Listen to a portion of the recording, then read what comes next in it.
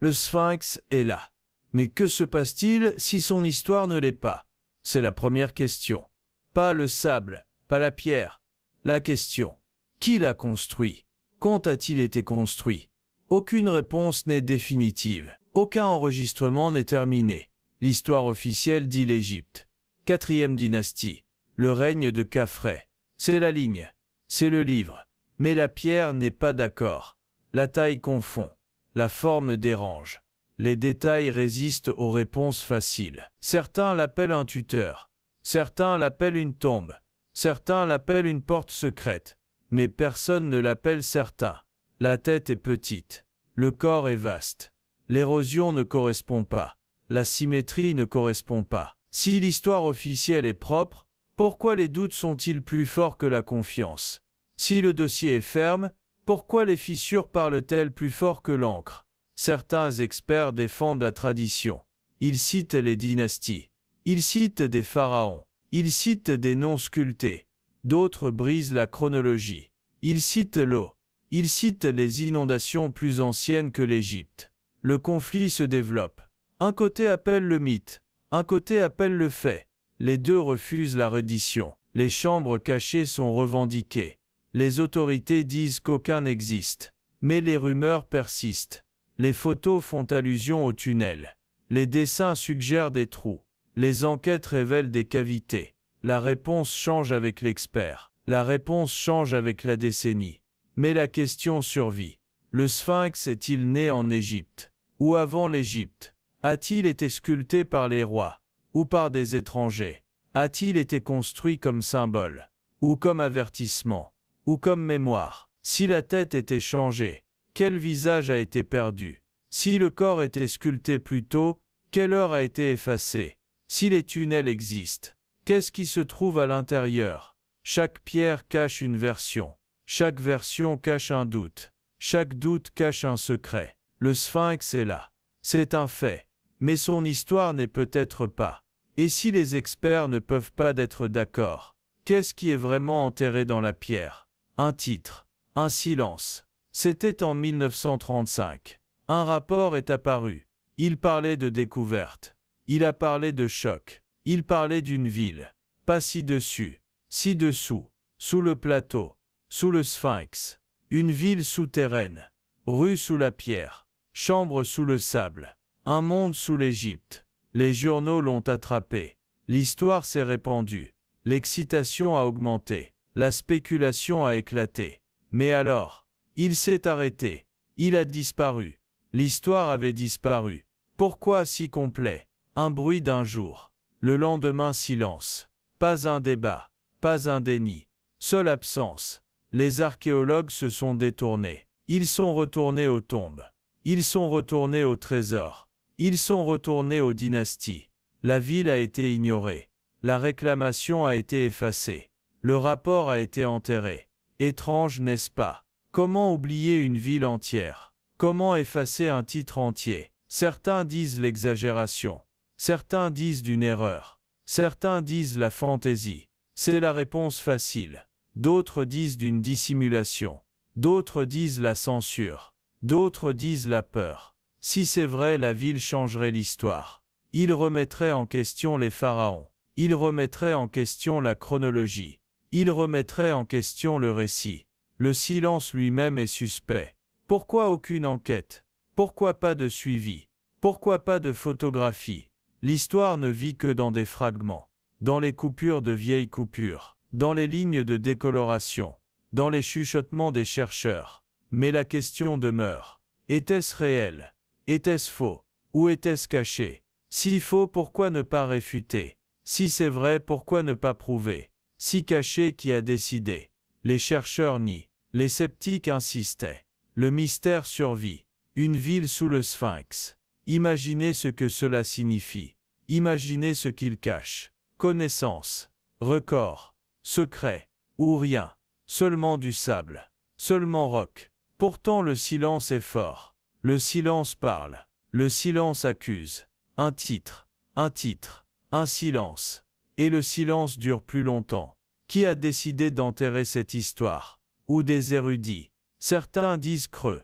D'autres disent entier. Le sphinx se divise à nouveau.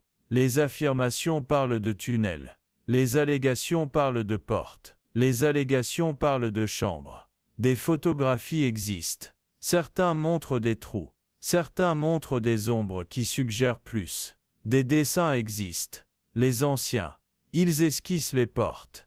Ils esquissent les escaliers. Ils esquissent des passages en pierre. Les autorités niaient toujours. Pas de chambre. Pas de tunnel.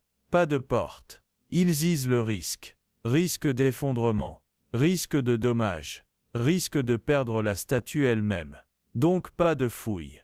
Pas de forage. Aucune preuve. Seulement des mots. Mais les chuchotements grandissent. Chuchotements des chambres scellées. Chuchotements de tunnels noyés. Chuchotements des espaces détruits avant de trouver. Un rapport indique inondé. Un autre dit bloqué. Un autre dit cassé. Chaque version est confrontée à des conflits. Chaque version survit. Les sceptiques demandent des preuves. Les croyants pointent vers des indices. Aucune des deux parties ne se rend. Si aucun tunnel n'existe, pourquoi les photos suggèrent-elles des trous? Si aucune chambre n'existe, pourquoi les enquêtes montrent-elles des cavités? La pierre résiste. La pierre refuse. La pierre tient la bouche fermée. Mais le son fuit. Les échos apparaissent. Des tons creux dans des endroits étranges. Mesurés, enregistrés. Contestés. Certains se disputent naturels. Certains se disputent artificiels. Les deux insistent sur le fait qu'ils ont raison. Le débat se répète. Chaque décennie, chaque génération, le même affrontement, creux ou entier, vide ou rempli, vérité ou histoire. Si scellé, quoi est à l'intérieur? S'il est noyé, qu'est-ce qui est conservé? S'il est détruit, qu'est-ce qui a été effacé? La question ne se termine jamais. Les portes sont verrouillées. Les serrures sont cachées. La clé est refusée. Chaque rumeur ajoute une autre couche. Chaque déni ajoute un autre doute. Chaque doute rend le silence plus lourd. La statue est immobile. Les autorités restent fermes. Les théories sont plus fortes. Certains disent creux, d'autres disent entier. La pierre reste entre eux. Et si la pierre est silencieuse, pourquoi les échos continuent-ils de revenir? Le corps du lion s'incline. La tête humaine fronce les sourcils. Le match semble mal. Le corps est vaste. La tête est petite. Le rapport est rompu. Regardez à nouveau. Les épaules s'étendent largement. Les pattes s'étendent longtemps. Le coffre est massif. Puis le visage. Minuscule. Comprimé. Hors de place. Pourquoi un tel décalage? Pourquoi une telle coupe? Une réponse dit le temps. Un autre dit la réparation. Un autre dit la refonte. Certains soutiennent que la tête a été changée. Pas la première tête. Pas le premier visage. Un deuxième visage sculpté plus tard. Les théories nommant Anubis, le dieu chacal, gardien des morts, gardien de rites. Si c'est vrai, le corps a du sens. Lion pour la force, Anubis pour la mort. Ensemble, équilibre. Mais l'équilibre a disparu. La tête se rétrécit. La forme a changé. L'histoire se penchait. Les géologues ajoutent un autre indice. L'érosion ne correspond pas. La tête est lisse. Le corps est marqué. Le vent et l'eau ont coupé le corps. Mais la tête est plus fraîche, moins usée, moins vieillie. Comment le visage peut-il survivre pendant que la poitrine se désintègre? Comment la couronne peut-elle rester tranchante pendant que le dos s'effondre? Certains disent la restauration. Certains disent le resculpteur. Certains disent le remplacement. S'il est resculpté, qu'est-ce qui a été effacé? S'il est restauré, qu'est-ce qui a été modifié? S'il est remplacé, qu'est-ce qui a été perdu? Les contradictions s'accumulent. Une image est offerte, un autre le remplace. Aucun ne tient ferme. Les égyptologues défendent la tradition. Ils disent original. Ils disent ininterrompu. Des voix alternatives poussent plus fort. Ils disent la tête plus âgée. Ils disent que Dieu a perdu. Ils disent que la vérité a nié.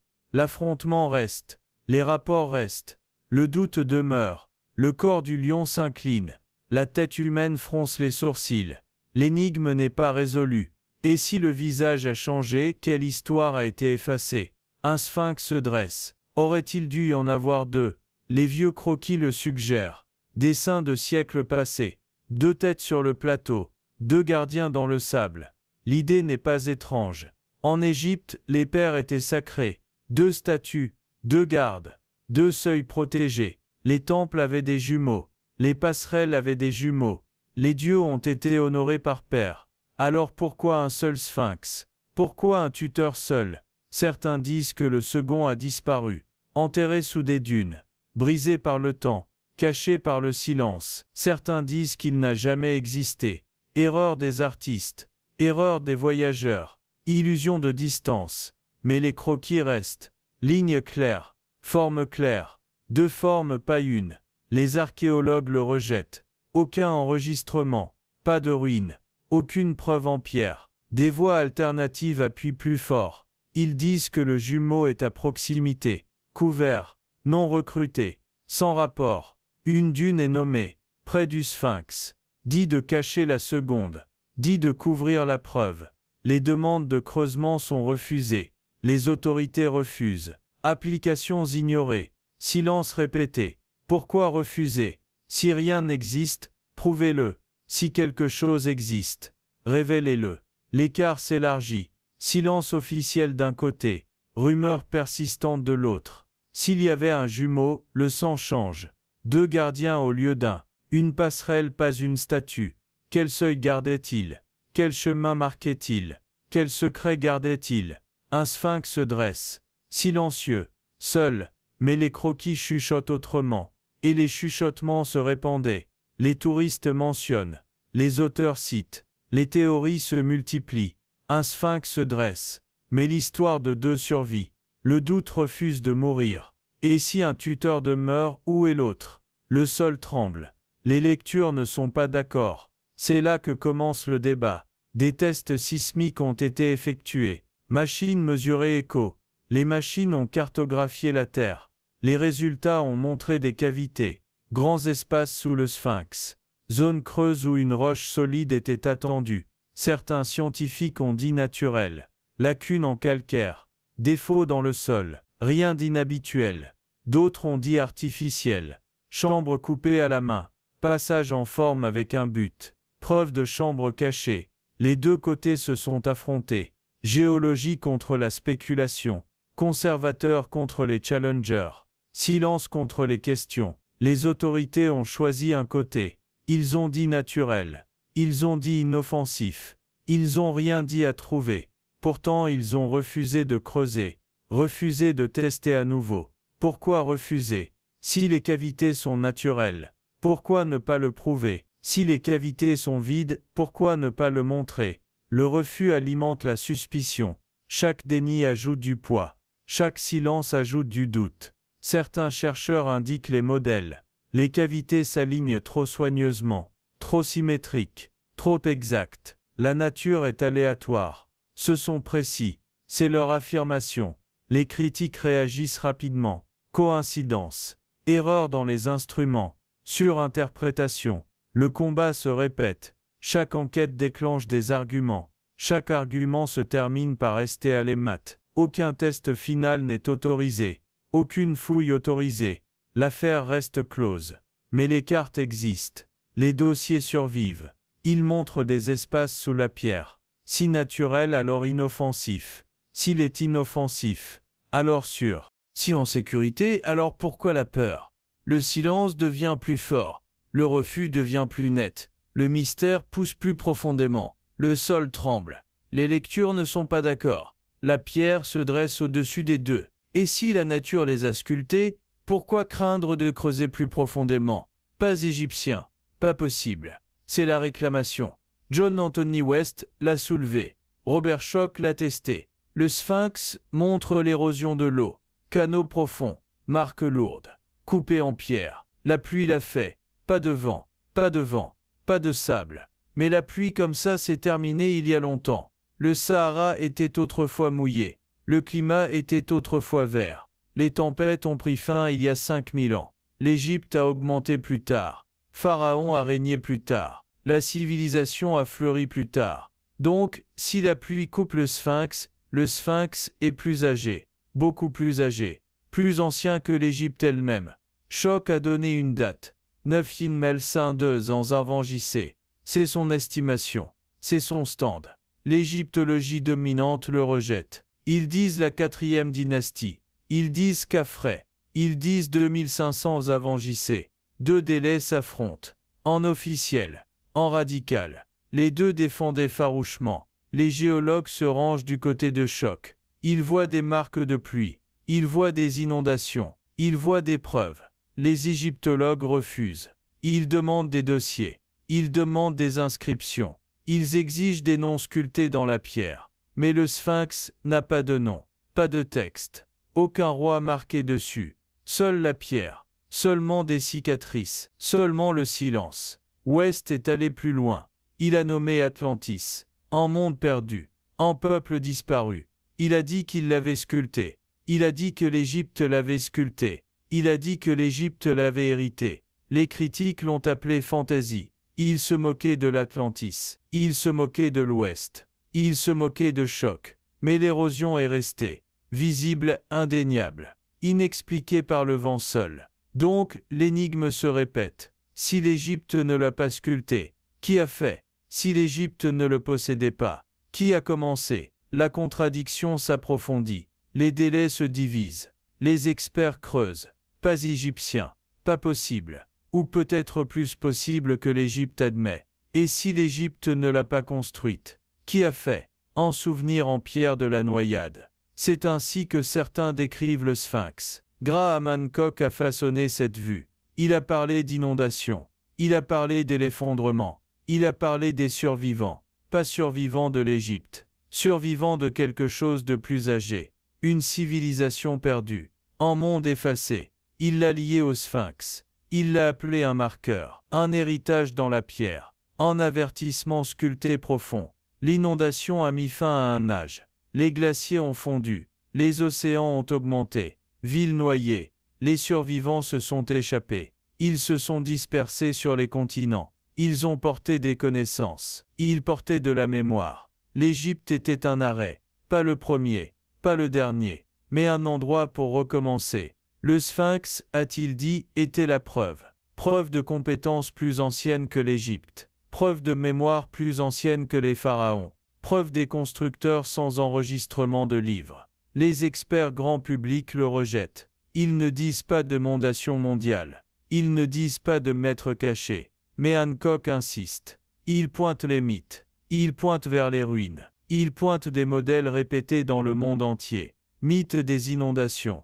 Histoire de survivants. Légende des dieux qui sont venus après les tempêtes. Et si ces dieux étaient des gens? Et si ces survivants apportaient des connaissances? Et si le sphinx était leur monument? Le poids émotionnel est tranchant. Un peuple entier s'est noyé. Leur sagesse s'est emparée. Il ne reste que des fragments. Fragments dans la pierre. Fragments dans la légende. Fragments en silence. Le sphinx comme archive. Le sphinx comme rappel. Le sphinx comme dernière voix de la noyade. Les critiques exigeant une preuve.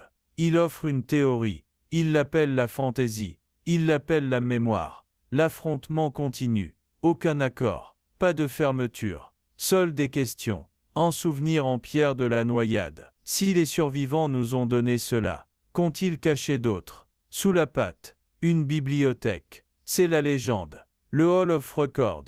Une archive secrète. Un coffre-fort caché. Connaissance conservée en silence. Certains l'appellent le mythe. Certains l'appellent fait. Le débat n'a jamais pris fin. La réclamation est simple. Une bibliothèque se trouve ci-dessous, enterrée sous le sphinx. Scellée pendant des siècles. Pas défilé seul. Pas de livre seul. Mais les cartes. Histoire. Des vérités effacées de mémoire. S'il est réel, cela change tout. L'Égypte n'est pas la première. Les pharaons ne sont pas le début. L'histoire n'est pas complète. Les voix alternatives insistent.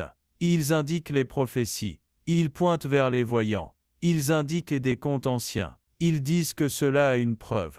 Preuve d'un âge plus précoce. Preuve d'un monde perdu. Preuve de la science oubliée. Les autorités niaient toujours. Pas de chambre. Aucun enregistrement. Pas d'archives. Ils ne permettent aucune recherche. Ils ne permettent aucune entrée. Ils ne permettent aucune fouille. Pourquoi? Si rien n'est là. Pourquoi craindre une fouille? Si aucune bibliothèque n'existe. Pourquoi garder le sol? La suspicion grandit. Le silence grandit. La théorie se développe.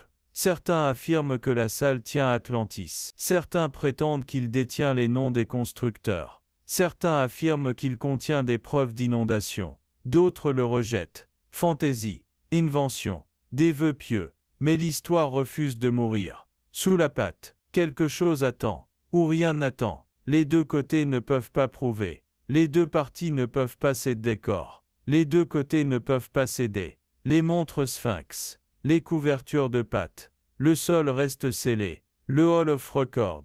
Légende ou vérité. Mythe ou mémoire. Caché ou refusé. Sous la patte. Une bibliothèque.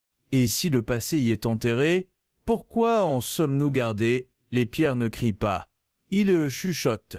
Le sphinx murmure encore. Mais nous ne sommes pas d'accord sur les mots. Une histoire dit l'Égypte.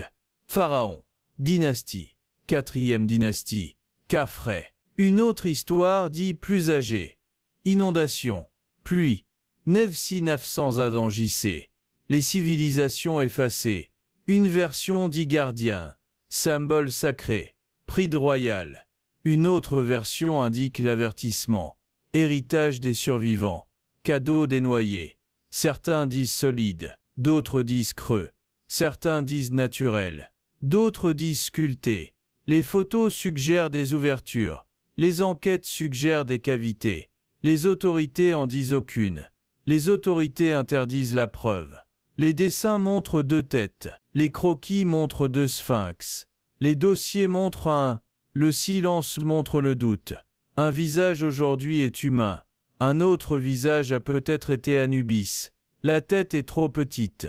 Le corps raconte une autre histoire. Chaque expert défend un calendrier. Chaque expert nie l'autre. Le choc se répète toutes les décennies. La pierre ne répond aucune. Le Hall of Records est revendiqué. Une bibliothèque sous la patte. Les autorités nient. Les croyants insistent. Les contradictions restent. Les questions demeurent. Le silence reste. Comment a-t-il été construit? Qui l'a construit? Pourquoi a-t-il été construit? Pas d'inscription. Pas de texte. Aucun record final. Seulement des cicatrices. Seulement le silence. Seule la pierre. Les égyptologues protègent la tradition. Les géologues défient la tradition. Des voix alternatives attaquent la tradition. Pourtant le sphinx ne bouge pas. Il n'est ni d'accord ni nie. Il attend seulement. Les pierres ne crient pas. Il chuchote. Le sphinx murmure encore. Mais son murmure n'est pas clair. Et son silence est plus fort que nous tous. L'histoire écrit avec ink. Le sphinx écrit avec silence.